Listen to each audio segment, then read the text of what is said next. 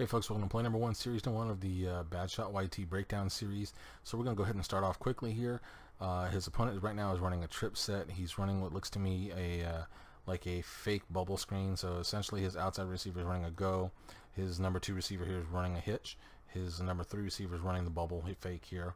And then backside here he's getting a slant and a flare route out of the back to the weak side here. So that is essentially what he's running. His defense now, I'm sorry, his opponent here is using the Detroit Lions. I'm sorry, BadShot is using the New England Patriots. We have a 1st and 10 from the 27-yard line with 2:57 left in the first quarter. I believe he's going 3-minute quarters, so he's playing a friend here, so it's not like it's a ranked game or something like that. So BadShot being on the Patriots here is running a 4-3. The linebacker has moved over to help out here, obviously with the trip side, and he's running a free safety Mike blitz cover 3. So essentially what's going to happen for that is, as you can see, the safety's already moving. So this safety here, who's the free safety, is creeping up, and he's going to end up blitzing the B gap. Backside safety is squirming over. He's got third there, the middle third. Two outside corners there have deep thirds on their parts.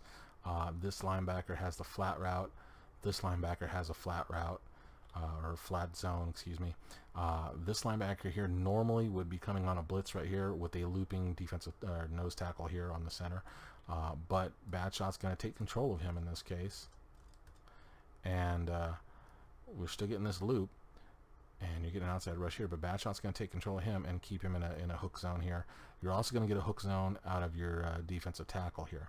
So essentially what BadShot is doing is turning this in from a full zone blitz to really just a 4-man rush. He has his 3 defensive linemen that are rushing and the free safety with the 1 tackle here, the U tackle, dropping off into coverage. The reason he's doing this, I think, is he's keeping that extra guy in coverage here. So it's really just giving you a different kind of pass rush, giving you a different angle essentially to pass rush from. Maybe you can fold the line in this case. So looking at his defense for what the play is called, the biggest weakness I think would be the slant here, because this guy has the flat, so he should be able to get over to help. But because he's so far away, you can hit this right away. This guy's going to be dropping right off the bat. So this you can hit very fast, or wait till he gets even with him, and that should open him up. You should have a nice little window in here, because this safety's not in the way to hurt him. You know, you're seeing him drop right now, so it's already putting himself out of position to be able to help out in that case. The other thing you want to look at here, if I'm seeing this formation and I'm calling this play, so like I said, I have a go, a hitch, and this bubble here. I already know I see this guy, and I see this guy moving over with him dropping here. So to me, this is cover 3. So I know he's got a deep third, and then he's got to have a deep third in this case. And since he's dropping off dead middle, he's got a deep third. So I know right when I see that, especially with him dropping to the deep middle here, this is probably a cover 3. So what I'm going to look for in this case is I want to read this guy right here. This linebacker here. If I see him going flat, then I know I want to look next to my hitch. I'm not even going to bother looking at this once I see him starting to go to the flat. If I see him starting to drop right off the bat, then I know I can go ahead and go to this and attack this right away. So, and the other thing is, once you see this blitz here, you know for sure one of these two is getting open. Obviously he can't help out normally, or what you could see out of this is him dropping off. And if he's not blitzing, he may sit right here and hook up right here to where he would take away that hook, and then he would have the flat. So really it's reading these two guys. You see him coming, and then you see this guy, whatever he does. And in this case, he'll go flat. So you know this is the spot you want to look at right here. So we'll go ahead and go through this and see what happens. So you see there he's making the switch, and he's keeping this guy back. And there's the open man. And he throws it to the wrong guy. So like I mentioned, you want to look at this guy here. We already know this guy's going to have to go deep. I have a deep route here. He's going to have to worry about him. If he doesn't, then yeah, of course I'm going to throw that deep route, because there's nobody else to help out here. This safety, even though he's getting in the middle, there's no way in the world he can get all the way across to make a play on a go route if this guy's not going deep too, or in man-to-man of some sort. So Right there, we see the outside linebacker going flat and widening out. He has nobody else around. We see the safety coming on the blitz right here.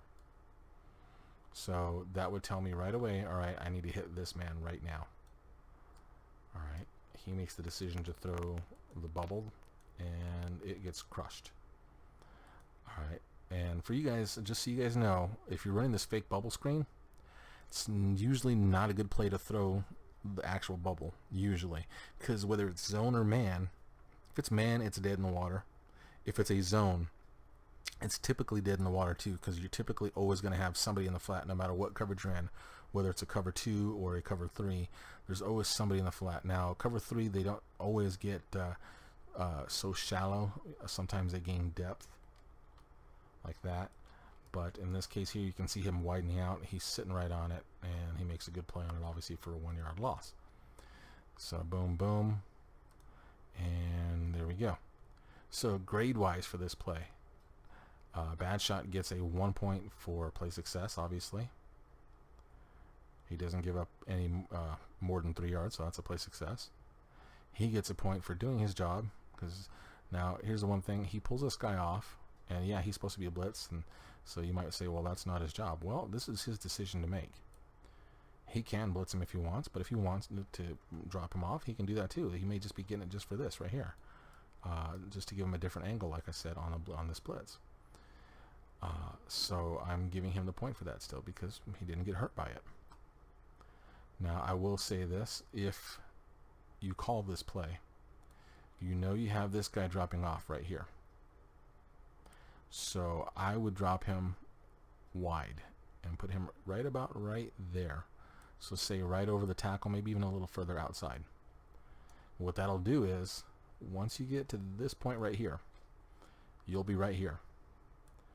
Now, the moment you see, all right, my flat guy's got this flat guy, that's where this guy's going. Now you can start attacking the number 2 receiver.